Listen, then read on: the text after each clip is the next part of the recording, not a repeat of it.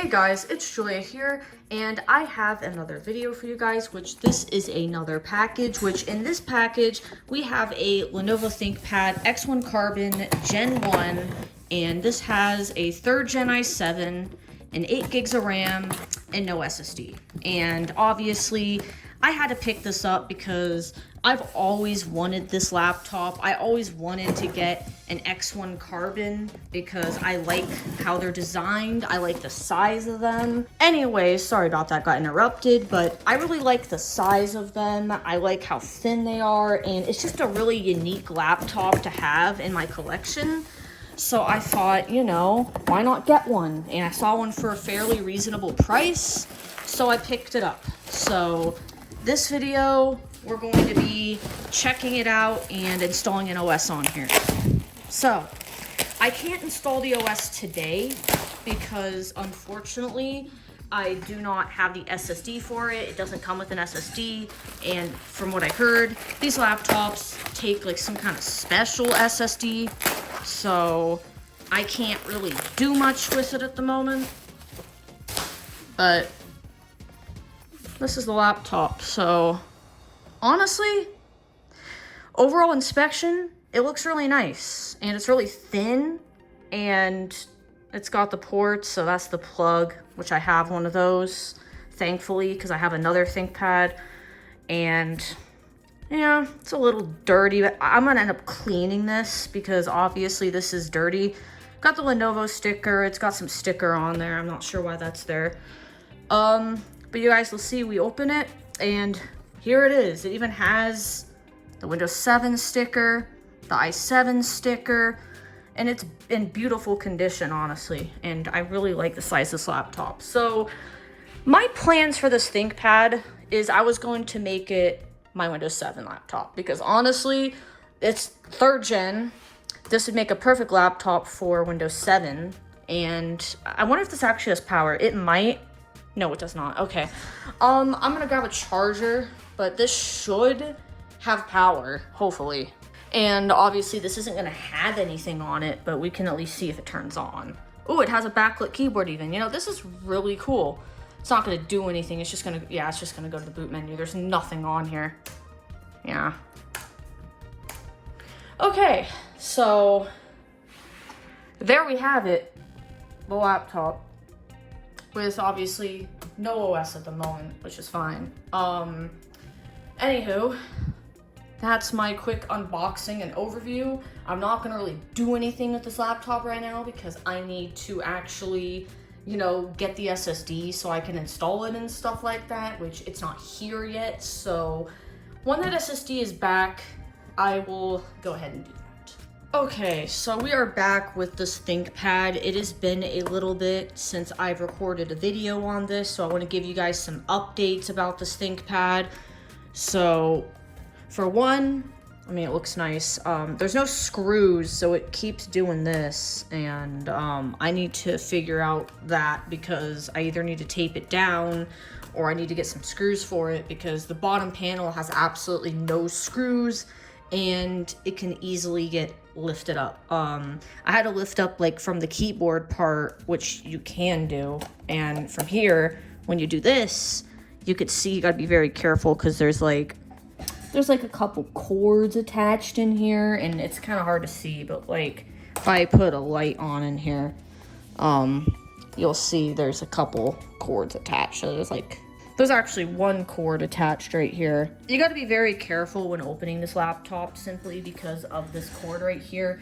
So you got to be very careful when opening this. The SSD is right here, and I did also look underneath the battery, and underneath the battery we have like the CMOS battery and stuff like that, and all that stuff, because obviously you have to unhook the battery when you're working inside a computer. It looks pretty clean inside. It doesn't look like too bad or anything. But I'm gonna put this back down. I really need to work on getting some screws or taping this because the fact that the bottom seems to come off from both halves, like both the very bottom and also that part. So it's really falling apart. other than that, I ended up putting the SSD in the machine, and it does recognize it on the boot menu. I verified that, and I kind of just left it sit for a bit because I was working on other projects, other videos, and other stuff, and I kind of just took a break from this computer because I have discovered something that's a bit unfortunate. So, I'm gonna plug the laptop in. Hopefully it still works. I mean, I don't see why it wouldn't work because, yeah, of course it works. But, yeah, that got reset, so, well, the time and date's incorrect. But if I push F1 to enter setup, there's a password on the BIOS, so I can't even do anything, apparently. I can push enter, and it lets me in, but it's like in a read-only state, so like I can't change any settings in the BIOS, but I can at least look. I can see what's configured. This got reset because I'm pretty sure the CMOS is bad or something. You could see it already just reset right now when I plugged it in. The battery is shot in here. It doesn't seem to take a charge. CMOS is bad, and like now I have to figure out what's going on here. But you can see here that it's in UEFI and it has Secure Boot on, so there's not really much I can do here. I wanted to put Windows 7 on this machine, but unfortunately, because it has Secure Boot on, I really can't. Like, there is a way to do it. I looked it up, but it's not like a very ideal thing, and it's a lot of work. And honestly, I have a lot of Windows 7 machines anyway, and 7 is starting to die. So honestly, I think I'm just gonna put Windows 10 LTSC on this laptop because I think that'll do us fine. And I do have my IODD, which this thing is also very useful for booting stuff. So I think I'm just gonna do Windows 10 LTSC and call it a day because there is no getting around that, and I don't want to fight it because it's a lot. I don't want to fight it. I don't want to deal with trying to get 7 to work. It's gonna be a pain. And it requires like a custom EFI. Like I've heard like you could use Grub to boot it and stuff, but like I'm just honestly I'm not gonna bother with that. So exit discarding changes, not like we can save any changes anyway. I do have the ISO mounted, so it should just like, oh yeah. I actually just realized I want to fix the time and date first, but the only way to do that, for me at least, is I'm gonna have to like boot a Windows PE first, and then do it. This is how I would actually boot the thing, I think, although I don't even think it will boot my IODD for some reason. We do have a Windows Boot Manager entry, but it doesn't do anything. The SSD doesn't do anything because it was probably wiped. But I'm going to figure this out because I actually do have a 7 USB, but like I highly doubt that this is even going to boot. Like I have one, but I'm pretty certain this is not UEFI. Like I'm pretty certain this is legacy. So it's probably not even going to like boot escape. We'll try it. Yeah, no. It says no because it's legacy. We knew that was gonna happen. So I'm going to figure out what to do right now. Whether it's I have to make a USB just to get this to work or whatever. But this laptop certainly was a little bit difficult to work with, especially with the BIOS password. But I mean, the only thing it really prevents us from doing is installing 7, which really was why I bought the laptop, was to run Windows 7 on it. And I'm not going to blame the seller here because I missed the note at the end that mentioned it was BIOS locked because I looked back at the listing and saw that it said that after the fact, so there wasn't really much I could do. So I'm just going to, say whatever mistakes happen, keep the laptop, just run Windows 10 on it, not bother with 7, and I have other computers for 7. It's not really that big of a deal. So, anywho, I did boot a Windows to Go actually on here before, which I can actually do that for the time and date as well, because I have a Windows 8 Windows to Go. So maybe we can actually boot that. So I don't know if I've ever booted the Windows 8 Windows to Go before, but I need to make sure that my write protection is turned off, because the reason that I couldn't get this to boot before was because there was a write protection and it couldn't write to it. So it was having a hard time. I probably have to reboot the machine.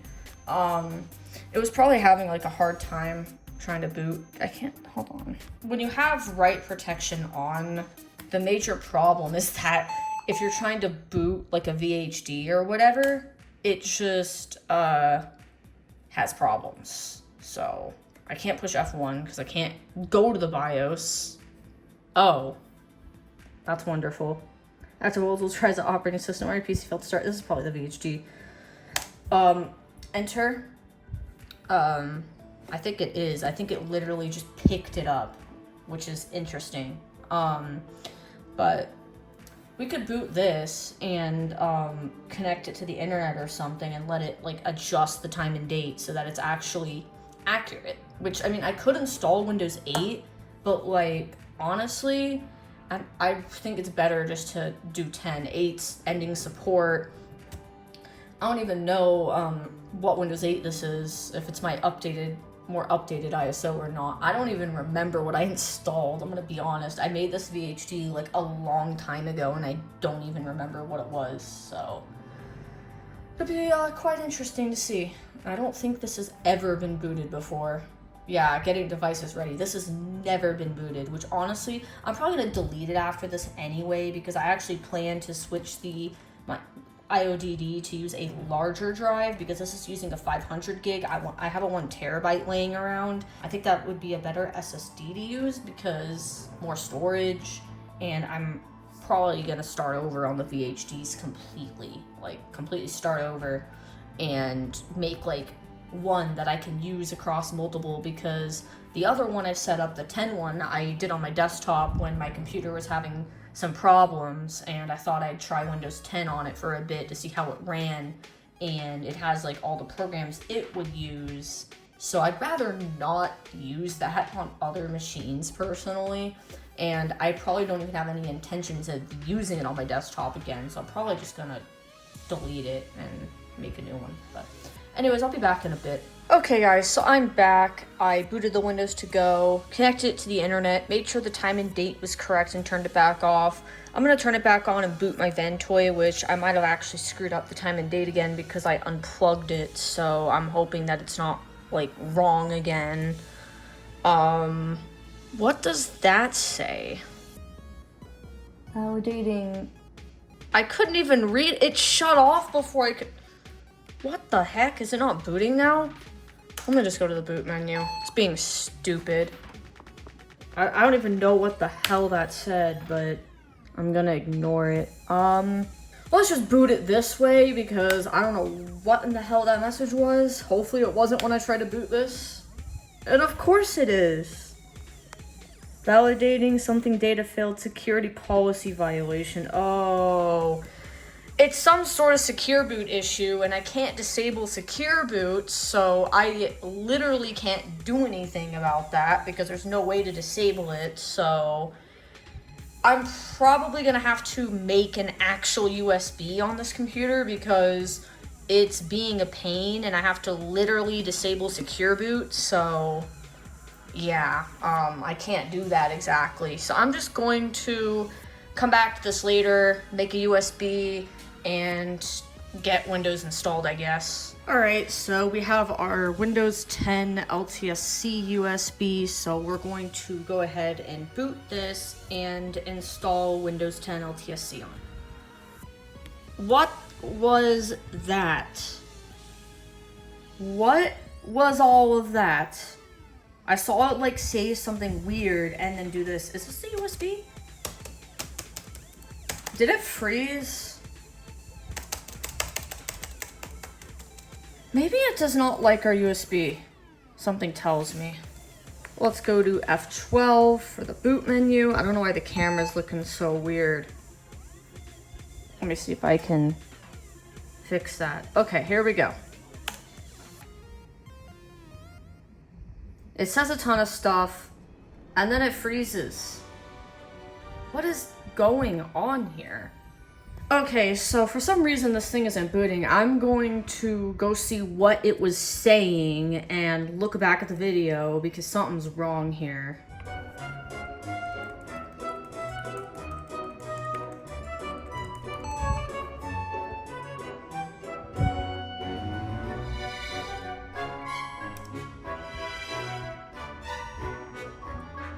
And then it just freezes right here. Huh? Well, after letting it sit here, it actually loaded, so maybe I just needed to wait? I don't know, but let's install Windows finally. Before it wasn't working, but I guess it was just looking like it was stuck, but it wasn't. So I don't have a product key, and obviously we're installing LTSC, so we don't have to worry about that. Custom, and yep, our drive is unallocated space. This is only a 128 gigs, so it's okay. I don't have to worry about it. Sorry, I had to cut out the audio because my Alexa was going off. Anyways, I'm going to let this install, and hopefully this installs, hopefully this boots, but maybe later down the line I'll get another laptop to run 7 on as like a better dedicated 7 machine. But for now, I mean, I guess I can run Windows 10 on here. So anywho, I'm gonna let this install. Okay guys, so we are back and we are going to go through the setup. Now hopefully everything goes well. I'll go through the setup and then we will have Windows 10 on here, and from this point we'll be able to, you know, set this up. I think 10 LTSC will run perfectly fine on this machine, to be honest, and it will be ideal. Obviously I'm going to turn all of this off. I'm not going to record like installing all the applications and stuff. I might record some clips of some stuff because I do need to like obviously run updates, get the drivers, etc. And then from there, I will be able to set it up, get all my apps installed, and we will have it done. So as much as I wanted to put Windows 7 on this computer, I decided against it. And I know some of you guys are gonna be like, well, what about that Windows 7 transformation pack you did? Like the video you did on it, which obviously I didn't make that pack, but the video I did on it, that was like, this is not Windows 7, but it looked exactly like it.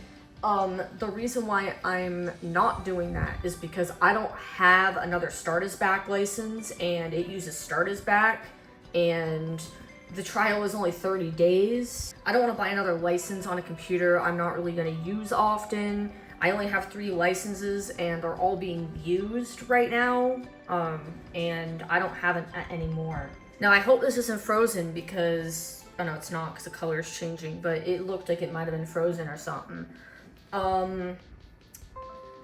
Almost there. It's crazy how Windows 10 ends support in like a month now. I'm actually gonna lower this a bit, but you guys will see, we got Edge, of course, but I'll go to the system properties here. And there's our specs. And obviously we have LTSC IoT. And honestly, this is a very good option for people who cannot upgrade to Windows 11 or want to stay on Windows 10, because Windows 10 LTSC IoT is supported until 2032. So it's actually a really good option for these computers because, you know, there's a lot of computers that are running unsupported hardware. In fact, I know people that sell computers with 11 on unsupported, and the amount of people I've seen running really old builds of Windows 11, like for example, 21H2, and wondering why it's not updating and figuring out, oh, your system is not supported officially by Windows 11. It's honestly best to use LTSC on those machines, because if you bypass the requirements and stuff, you're not going to get feature updates, and not everyone's going to know how to fix that. For the ones that do, I guess fine, but the ones that don't, it's a problem. So anywho, I'm going to connect this, get updates going and stuff, and I'll come back. Okay guys, so it's the next day. I kind of forgot about this. I'm installing some updates right now, and then I'll do these optional updates after, because what I like to do is I usually like to do all the important updates first, and then I go back and I do the optional updates. So I'm going to let this do its thing and let it get all its updates and such, and yeah. Of course, it updated the GPU driver as I was stopping the video, but we'll just let it do its thing here. It's thinking, as you guys can tell. Now, one thing when you do updates, guys, you gotta click this view optional updates button, which I accidentally restarted the machine because it freaking did that. Thanks, Windows. Okay, I hope I didn't screw it up, because I think it was still installing an update. Oh well. Yeah, it kind of screwed up the update because it rebooted, so hopefully I can recheck this for updates and it'll actually reinstall the update again, because that's not even showing now. That's just great. But if I go to Device Manager, I will show you guys this. You can see here, there is a lot of devices missing. This did not pull all our drivers. And that's because when you install Windows, you have to click this View Optional Updates button. And you can see there's a ton of driver updates here. So now I'm going to select every single update on this list because we want to install all the drivers.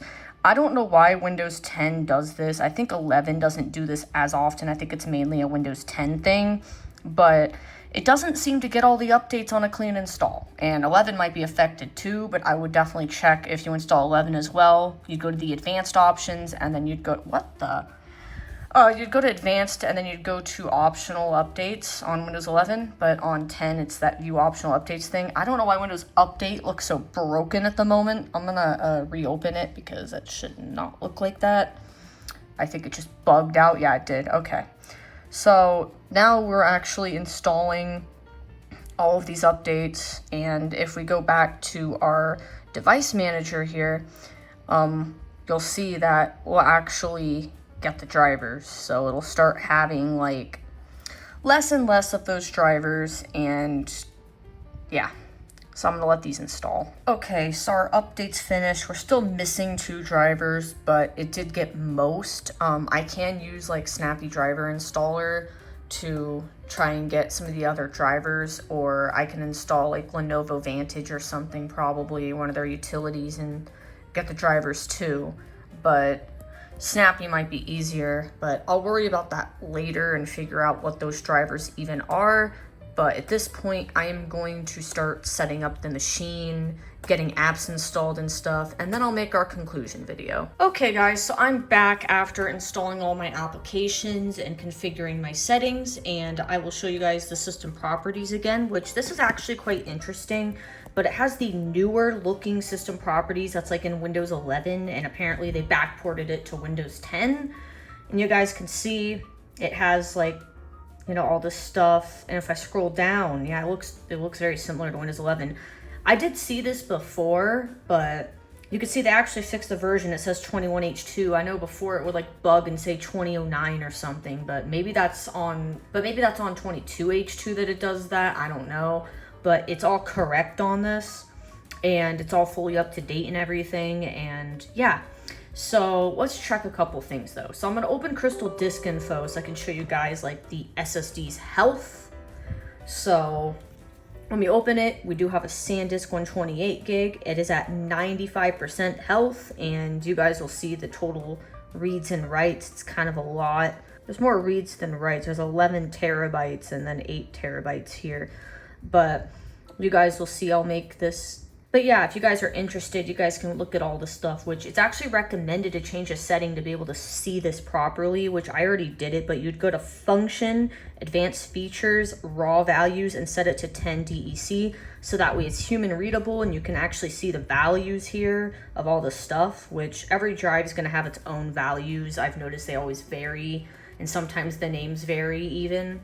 But this drive is still in pretty good condition, I'd say, and even though there is like, you know, there are some errors I believe on this drive, but it still works, and it's actually pretty incredible for, you know, being 128. I know that the lower capacity drives have a higher chance of failing. I had a 64 gig SSD fail on me that was in my router, and it now has a 128 gig M.2 SATA, and it hasn't failed yet, thankfully. It's been like over a year now that drive's been in there. But yeah, and then we open things like core temp, and then we'll check our battery after that because it seems to be having issues. So with core temp, you guys will see that those are our temperatures, 42°C. This does jump around though. I've seen it at like 60 and etc. So a repaste could help the CPU, but like it's not a horrible temperature, so like I'm not gonna worry about it because this is acceptable for this computer, I'd say. And for being an older system, it's fine. Now the weird thing about the battery, it says it's at 95%, but it's not charging, and it's just stuck at 95%, and it says plugged in. But you guys will see that if I open, let's open battery info view. What does this tell us? So if I open battery info view, our battery health is 85.4, and it says our capacity is 94.9. And this looks like it has charge, but I cannot power the machine on when it's on battery. It doesn't let me. It just will show like the Lenovo logo and then it would turn off. And I haven't tried actually unplugging it while booted into the operating system. I'm gonna try that, but because I did a lot of configurations, I'm gonna reboot the machine first, so that way if it unexpectedly shuts down or something, it's not gonna cause a problem. Okay, so I'm resuming the video now. I rebooted it, it's back on, and everything's honestly good. This laptop does perform very fast, despite it being a 3rd Gen U CPU. I'm honestly quite impressed with the performance, and I love how thin this laptop is. Like, it's just incredible. I still need to fix, like, the screws and stuff, but yeah, I don't have screws or anything for this laptop. But I'm wondering if it's just a bug where it turns off, or if I unplug this, if it's gonna shut off. And I'm going to do that, and we're gonna see if it shuts off. And if it does, then something's clearly wrong with this battery. But if it stays on, then that means that there's something weird with the computer. So, okay, no, it just dies. And if I try to power the machine on, which I did disconnect and reconnect the battery. See, it just dies. I tried reconnecting it when I took it apart to put the SSD in because I was wondering if maybe it wasn't connected properly or something weird was going on. So I disconnected it, and that caused a CMOS reset for some reason, and it's not resetting it now. So clearly it has enough battery. Although even after it reset the first time, it like reset again for some reason with it being unplugged. So this computer is kind of weird. And like if I go back to the battery thing, it still says 95. Like, I don't know what's going on with this battery. If you guys like have any idea why this battery is being weird, or if it's just defective or something, let me know, because it's like not letting me use it, and it's just immediately dying when I unplug it. And it probably is a bad battery, but like I just find it kind of weird that it's like shows it as charge and everything, but it just doesn't. So maybe I can do a diagnostics thing on this, but I'm not sure if that's even gonna work, especially with the BIOS lock. I'll worry about that at a later point. It's probably just a bad battery, to be honest, because this computer is old and I don't think it realizes that the battery's faulty. The sensor sees that it still has charge, but it's not communicating properly, most likely. But anywho, that will conclude it for this video. I would like to say thanks for watching. It's a bummer that this laptop did have a BIOS password and I had to do Windows 10. However, that's okay because honestly, I have a lot of 7 laptops, and I did actually look into trying to figure out how to remove it, but unfortunately with Lenovo laptops, removing a BIOS password is very difficult, and you have to like short pins at the correct time and stuff, and I just do not feel comfortable doing that personally. I don't want to accidentally break something, or the fact it's also a pain to do because it has to be timed too. I'm not going to worry about it right now. I probably won't even ever clear the password. It doesn't matter. It just prevents me from changing settings, and that's it. And I'm sure later down the line I'll get more computers anyway, and I'll probably get something better that I can actually do 7 on and stuff. But anywho, I plan to actually make more videos. I have several really good ideas that I'm going to make within this next couple months. I do plan to make like a phone collection video, which I haven't done yet because I need to, get that all worked out. Plus there's a couple other ideas I wanted to do, a couple other Windows experiments that I want to record videos onto that I think are really cool if I can get them working. So you guys will enjoy some new content coming up. So be on the lookout for it. And obviously, look at this laptop. It's beautiful. It's absolutely beautiful. We love this laptop. It's just amazing, and it looks really nice. And despite it, giving me issues and stuff, it fully works mostly, except the battery and the BIOS password issue. So anywho, I would like to say thanks for watching, and also thanks to my channel members, which are Samira Yoshizawa, The Full Moon, Christian1739, Overgreen, Stratic8, Sideflogs, DJ1928, Dencorn, Cyclone, Caden, Aqua, Ritu, Mike Rhea, Chris Garrett, Zach's Tech Place, along with everyone else here on this list. I really appreciate you guys' support. It really means a lot to me, and you guys help me make these amazing videos, and thank you very much. I have some new videos coming up as well. Anyways, guys, thanks for watching this video. Hopefully you enjoyed it a lot. New videos coming soon, and bye-bye for now.